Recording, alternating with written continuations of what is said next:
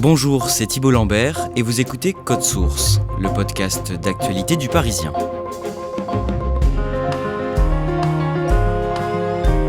Le 22 octobre dernier, le Parisien a publié un article sur une pathologie encore mal connue et difficile à diagnostiquer, le trouble dysphorique prémenstruel. Il toucherait selon les études au moins 3% des personnes menstruées et se manifeste par l'apparition de troubles psychologiques importants quelques jours avant et parfois pendant les règles. Aujourd'hui dans Code Source, le témoignage de Priscilla Lubin, 35 ans. Elle a mis 10 ans avant de poser un diagnostic sur la détresse et les idées suicidaires qui survenaient à chacun de ses cycles. Priscilla Lubin témoigne au micro d'Ambre Rosala. Je rencontre Priscilla Lubin à Noisy-le-Grand, en Seine-Saint-Denis. C'est ici qu'elle vit et c'est aussi ici qu'elle a grandi. Priscilla est née en 1988.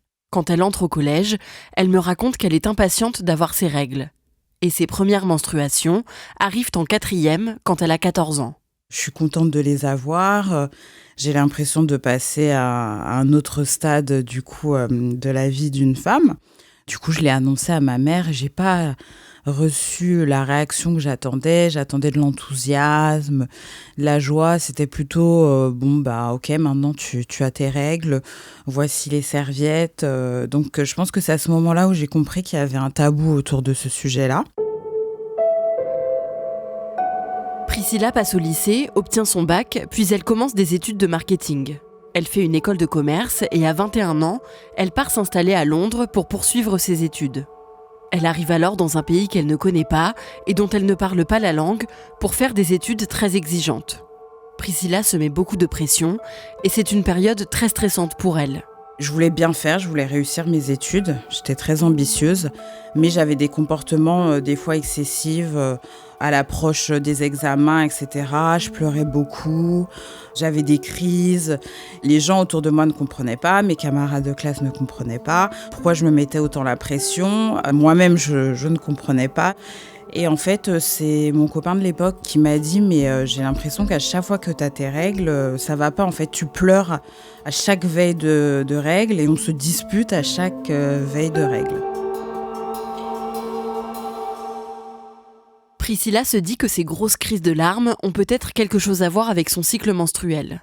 Elle profite alors d'un moment où elle rentre en France pour en parler à un médecin. Je suis partie voir mon médecin de famille et je lui ai dit j'ai l'impression que mes règles me rendent dépressive en fait. C'est vraiment les mots que j'ai, mais je savais pas. Et du coup, à ce moment-là, il me dit « Mais non, c'est toutes les femmes. Je vais vous donner un traitement. » À l'époque, il m'a donné un traitement homéopathique qui n'a pas du tout fonctionné. Mais en fait, moi, je le crois. Et puis, j'avais totale confiance en la médecine française. Pour moi, c'est la meilleure. Du coup, je me suis dit « Il n'y a pas de problème. En tout cas, c'est pas ça. Va falloir vivre avec. » Malgré l'énorme stress qu'elle ressent, Priscilla réussit à décrocher son diplôme en marketing. Elle décide de rester vivre à Londres et elle trouve du travail chez Unilever. C'est une multinationale qui détient plus de 400 marques du secteur de l'hygiène et de l'alimentaire, comme Dove, Axe ou encore Carte d'Or. Pour un marketeur, c'est le rêve de bosser là-bas. La première fois que je suis arrivée dans le bâtiment, j'ai regardé en haut et j'ai dit c'est pas vrai, c'est pas moi. C'était pour moi la consécration de mes études. J'aurais jamais pensé que j'aurais pu rentrer dans une boîte comme ça. Et là, à ce moment-là, les problèmes commencent vraiment. Le stress s'accrut, premier job. On est dans un environnement où il faut aller vite, il faut sortir des produits vite, donc il faut suivre.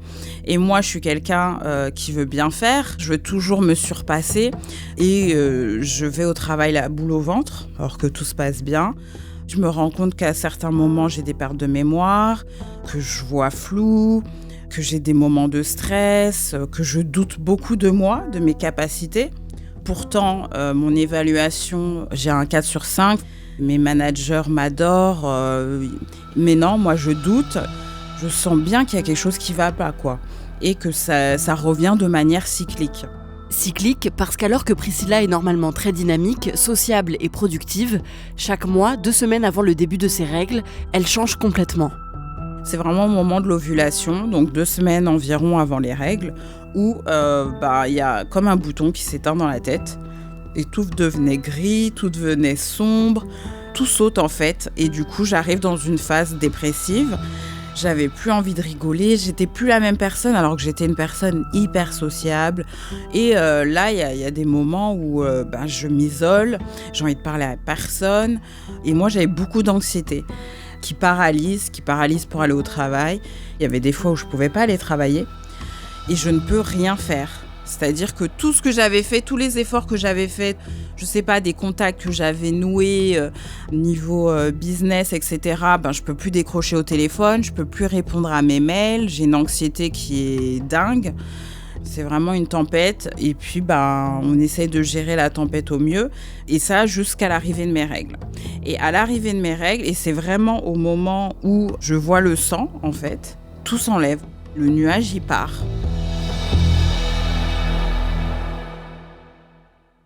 À ce moment-là, Priscilla vit en colocation avec des amis qu'elle a rencontrés à Londres. Elle a aussi un petit ami qui a du mal à comprendre son état très changeant. J'ai eu des remarques très très compliquées.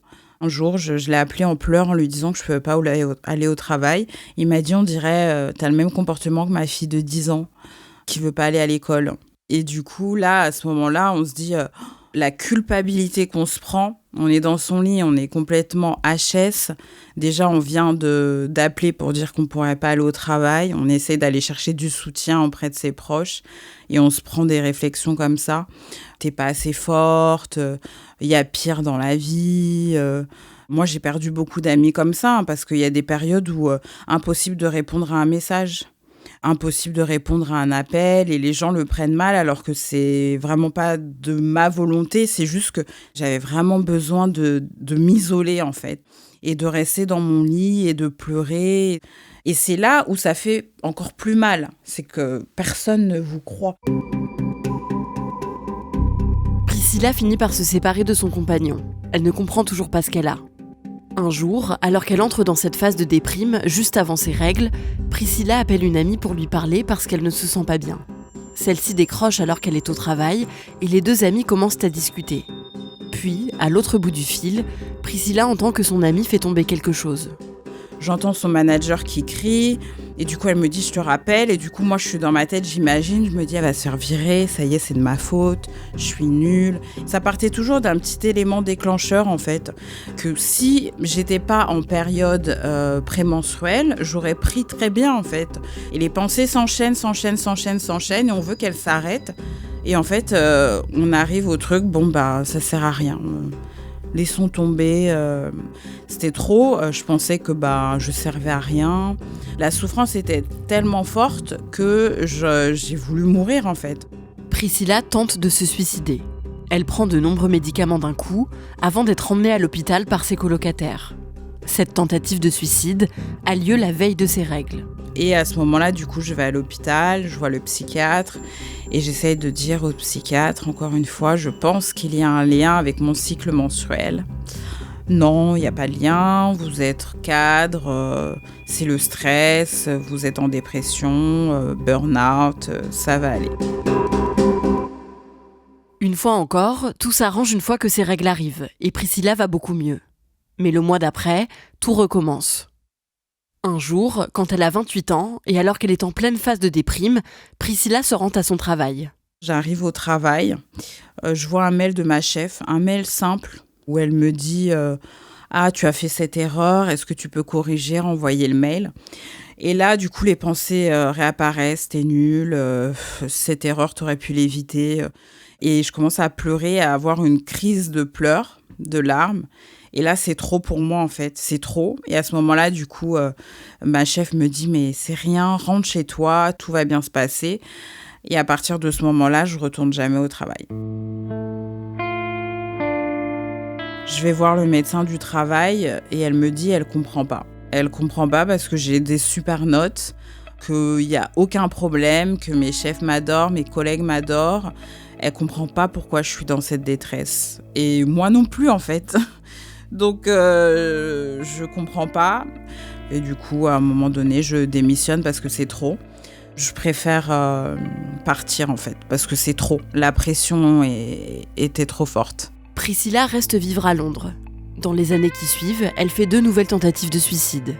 Puis une autre en 2019. Elle a 31 ans. Elle boit un mélange d'alcool et de médicaments, et de nouveau, ses colocataires l'emmènent à l'hôpital. Elle est prise en charge, et dans la nuit, elle se réveille et se rend compte qu'elle saigne et qu'elle vient d'avoir ses règles.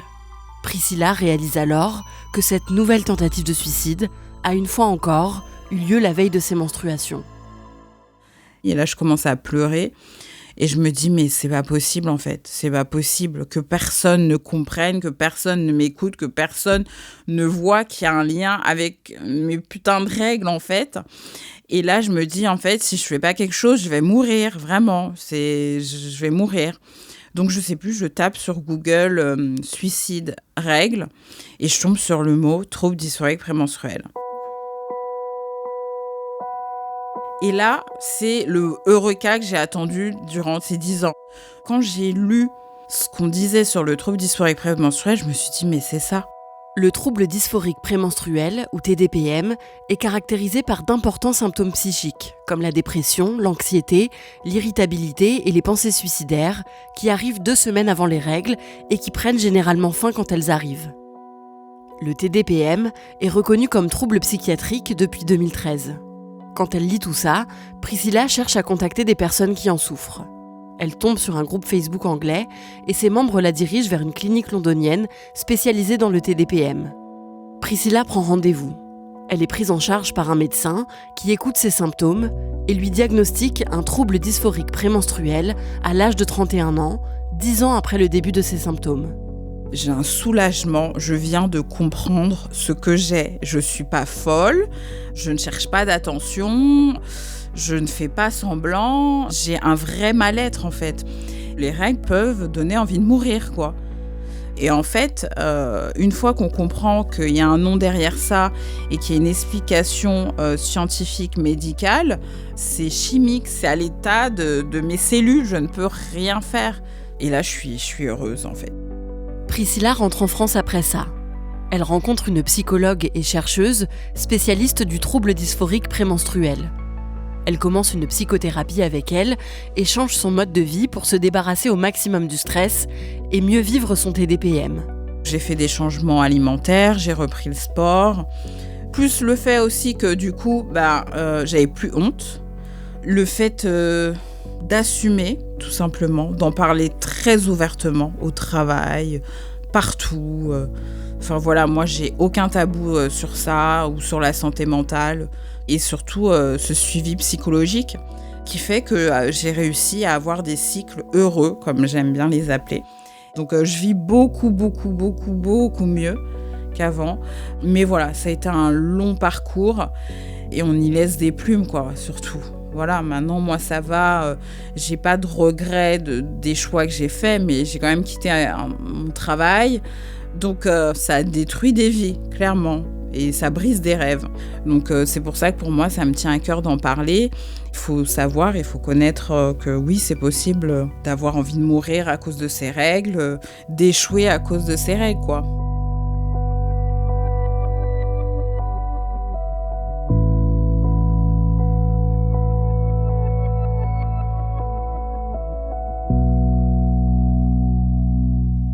Ambre, comment va Priscilla aujourd'hui ? Est-ce qu'elle a encore parfois des symptômes ?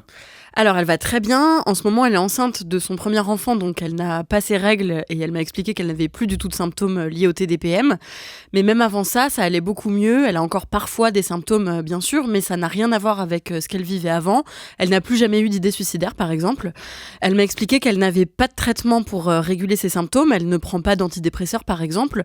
C'est surtout la psychothérapie qui l'a aidée. Et aussi, elle m'a dit que le fait de savoir ce qu'elle avait, de mettre un mot sur son mal-être, ça l'avait beaucoup aidée à mieux vivre son TDPM. Est-ce qu'elle a retrouvé un travail depuis ? Oui, elle a retrouvé un poste de cadre. En ce moment, elle est en congé maternité. Et en plus de son travail, elle a créé une association qui s'appelle La Culotte Rouge et qui vise à informer et éduquer les jeunes à propos des menstruations à travers des ateliers dans les établissements scolaires, par exemple. Alors aujourd'hui, comment est-ce qu'on peut savoir si on est atteint ou non d'un trouble dysphorique prémenstruel ? Alors, c'est pas toujours simple parce qu'il n'y a pas d'examen clinique pour savoir si on est atteint d'un TDPM. On peut pas le déceler avec une prise de sang, par exemple. Pour qu'un diagnostic puisse être posé, il faut surveiller son cycle pendant 3 mois et noter tous les symptômes qu'on peut ressentir et à quel moment ils apparaissent.